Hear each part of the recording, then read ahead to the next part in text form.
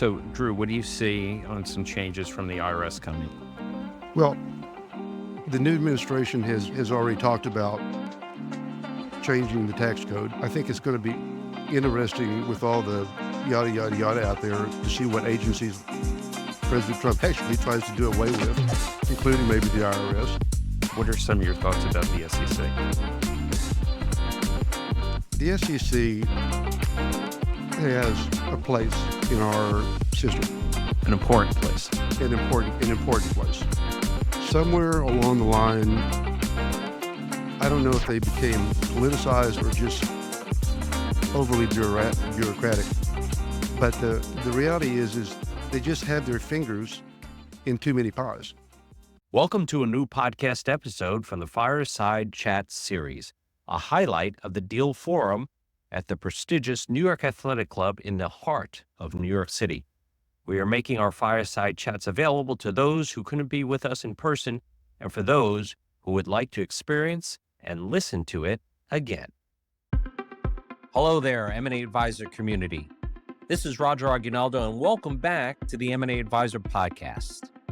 Since 1998, the M&A Advisor's mission is to recognize achievements, provide thought leadership, and connect professionals in mergers and acquisitions for the purpose of improving your deal-making craft and accelerating your deal flow.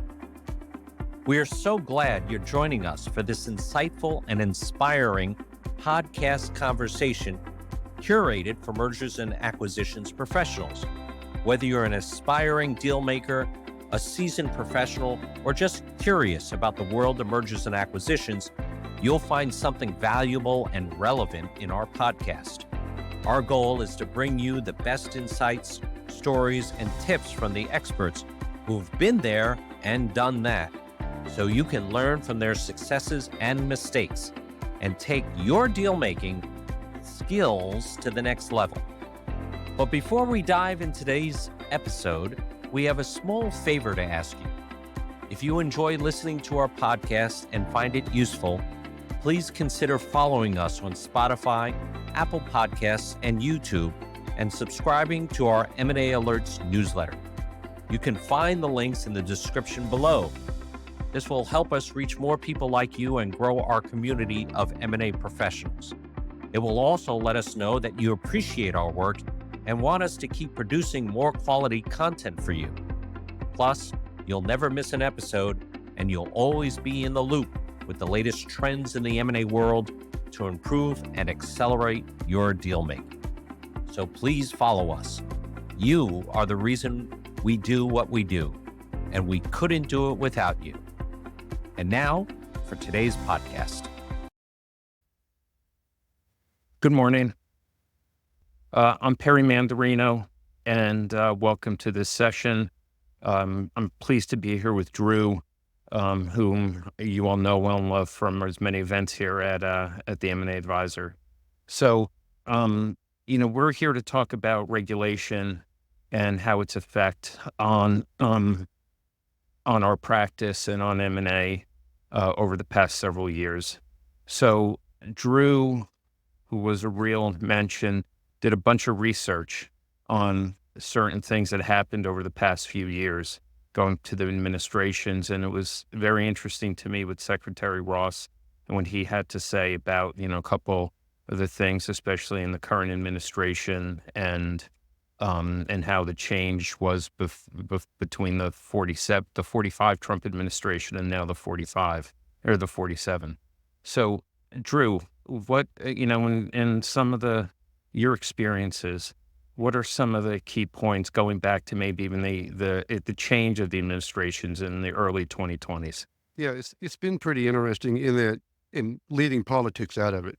But just from a purely regulatory standpoint, we all know that during the Obama 8 years in office, it was there were many, many regulations across the board from the SEC, IRS that were implemented.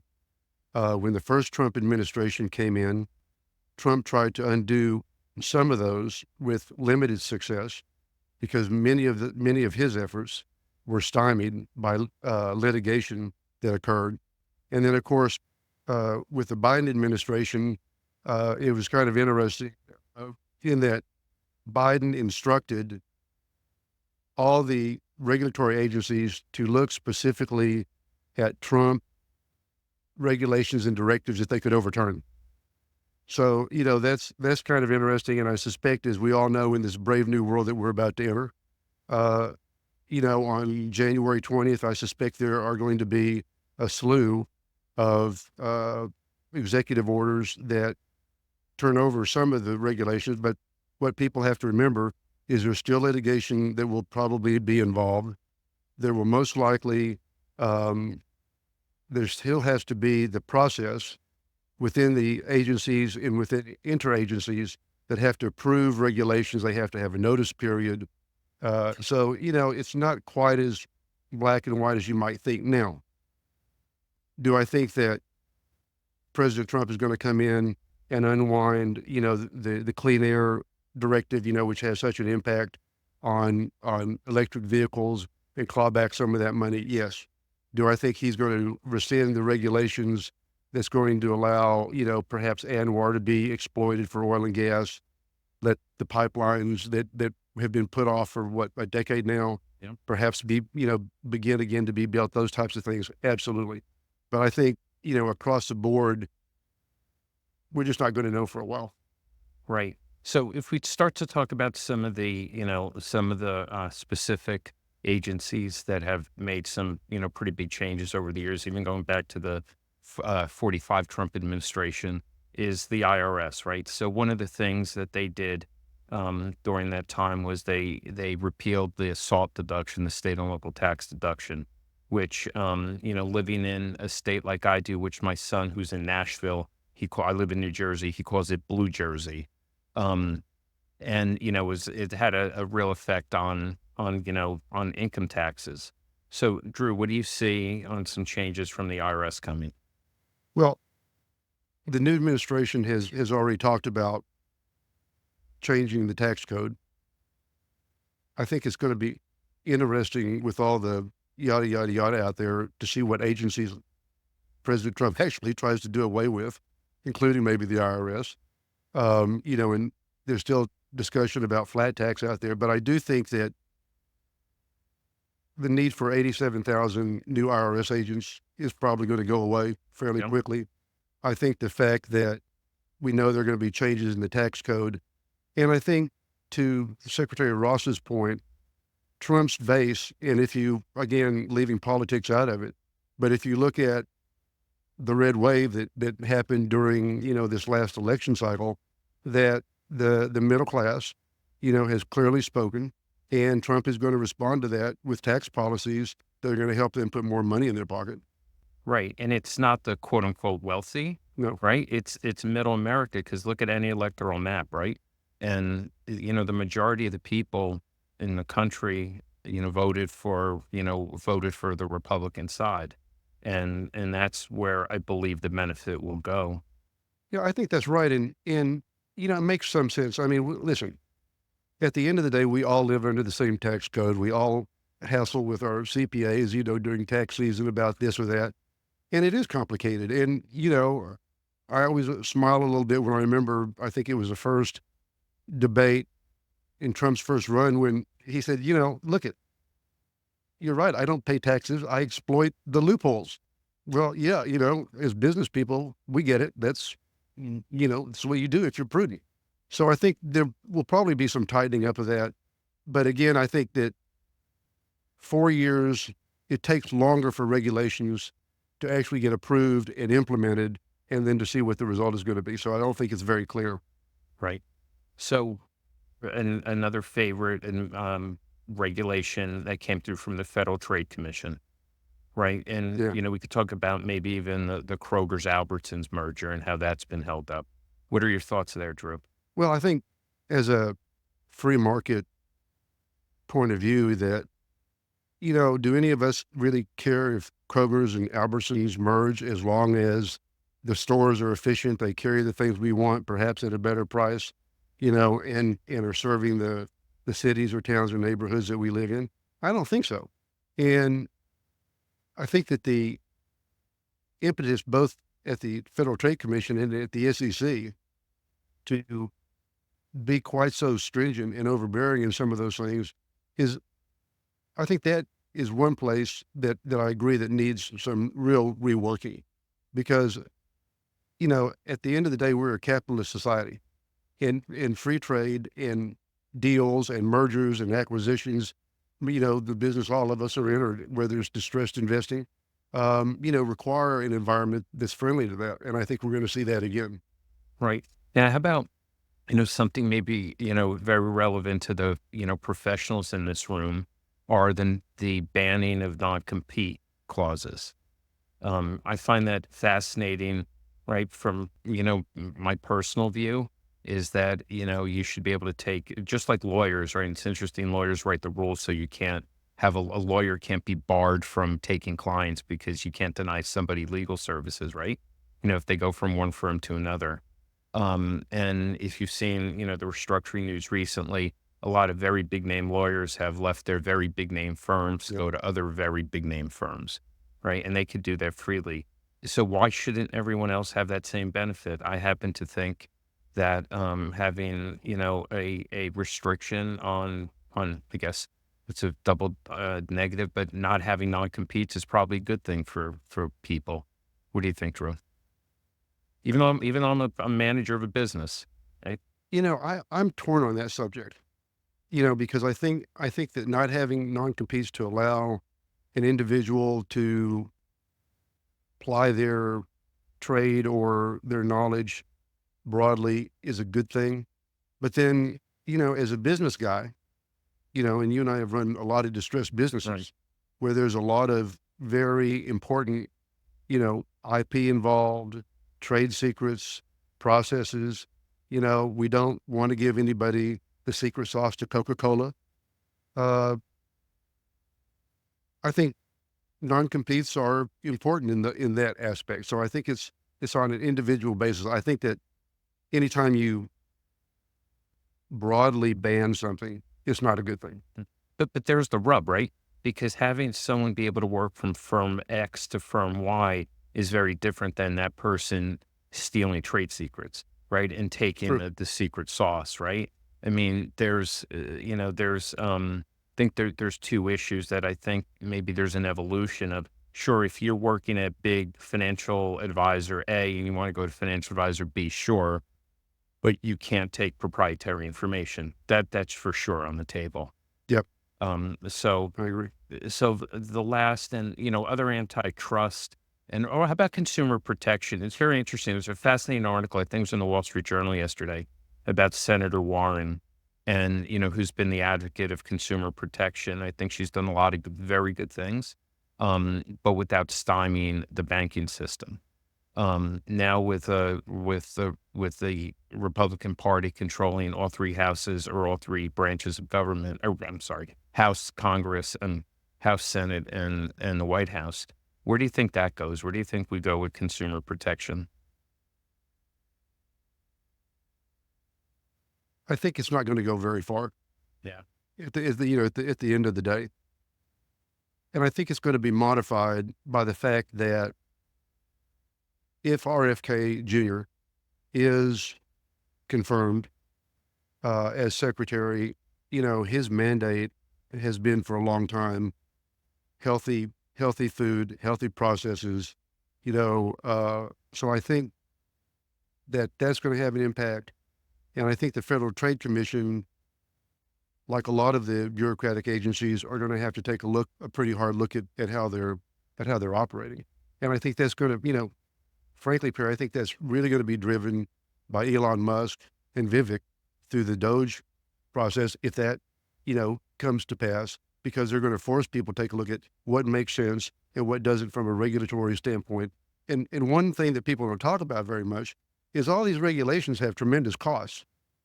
What was the name of the regulation that Biden administration passed that every small business had to register and provide Right. information? Right. No, my wife has a small business, and she thought it was a spam when she got a notice about it. Yep.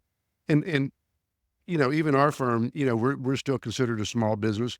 And I got that, and I looked at it, and I looked at the reporting and the regulatory requirements, and thought to myself, you got to be kidding. I mean, it's not enough to have the IRS. It's not enough to be registered in the states in which you do business. It's not enough to, but now I got to tell the federal government on a regular basis, every 5 minutes, apparently, what I'm doing. Right. And, I think that's one of the regulations that will hopefully go away, which will be good, frankly, for everybody. Because it's, if you've got a barber shop, you still have to do the same reporting requirements, as I do, which has a multi-member, consulting practice nationwide. And that just doesn't make any sense. And if you don't do it, there's like a fine of like $100 a day or something like Yeah. that. It's ridiculous. So, and that's a huge cost. And you start thinking about that, it's ridiculous. All right, so let's with the little time we have left, let's talk about one of my favorite agencies in government, the Securities and Exchange Commission. Maybe very relevant. So a couple things they had, there was during COVID, during the pandemic, there was all the crazy short selling. I'm sorry, not the crazy meme stocks, Yep. which then led to crazy short selling. You had the former director of enforcement of the SEC, who's not a partner, who's now at Millbank, went on a tear against investment banks for off-channel communications, right, for using texts and, WhatsApp to communicate. I said at one point, are they going to make us record every conversation we have? Right. Yeah. It seemed to me a bit overbearing. What are some of your thoughts about the SEC?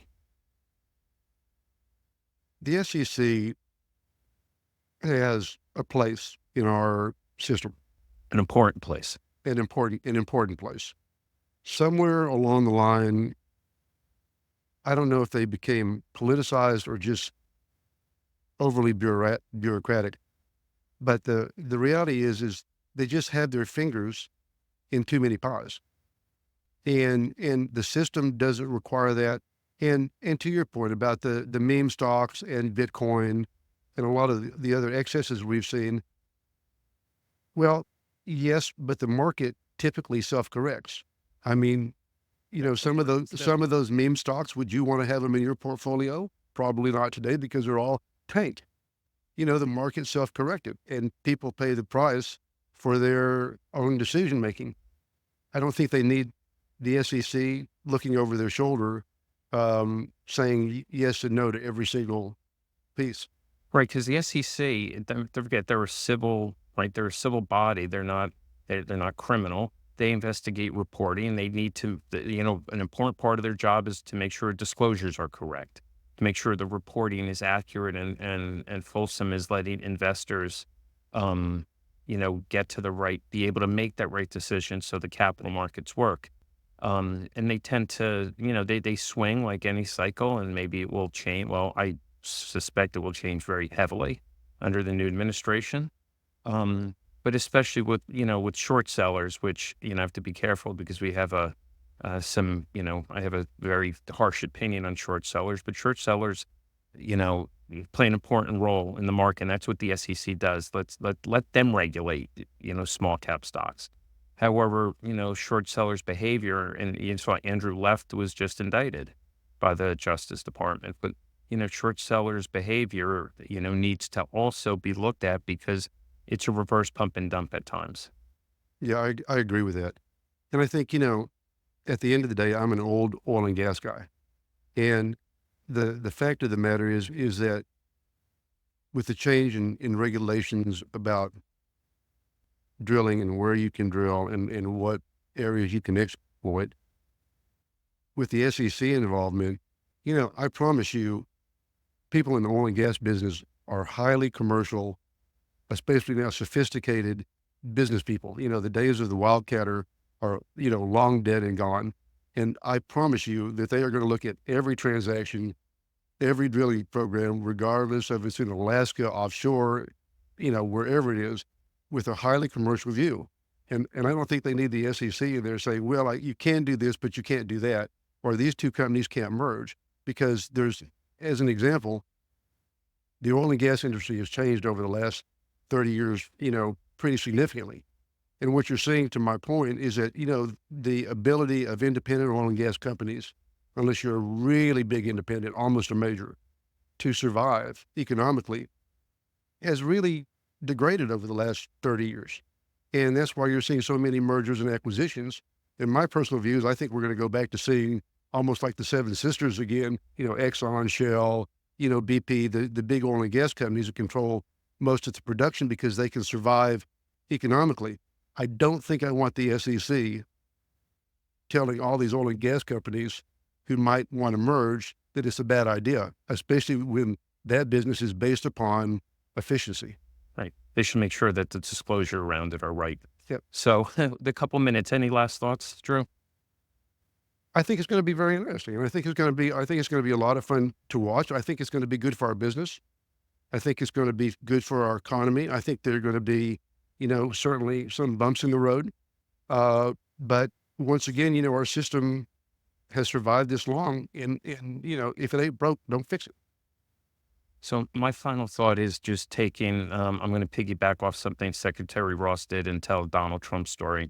So probably about the same time that he was talking about, I was if it was the 1992 restructuring of the casinos, because there were 3 or 4, but one of the early ones, I was a really young, associate at Arthur Andersen back then when the accounting firms did restructuring work. And I was in a conference room with the local council, the local New Jersey council, and at either Wachtell or at Wilkie, because Wachtell represented the bondholders, I think, was the secretary.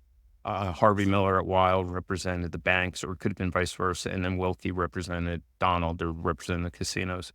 And so I'm in a room with this guy, Ben Becker, and we're in a big conference room. And, again, I'm like, I don't know, 20 something years old, like scared because all these big names are out there. And all of a sudden, Mr. Trump walks in disheveled as anything because they just told him he had to live on a $400,000 a month budget. And I don't want to say he was crying, but he may have been. And I had a really unique, not a unique experience, but a kind of a different experience of having dealt with Mr. Trump over the years, from all the casino bankruptcies, then through some other things all up until a few years before he became president. And, it was really something back then to see, when you're a young kid and see, someone like that be so disheveled. He was on the cover of the New York Post every day. I mean, like an icon. But so the world comes around, and now he'll be president again. So let's just pray for our country, and I think he'll do a good job.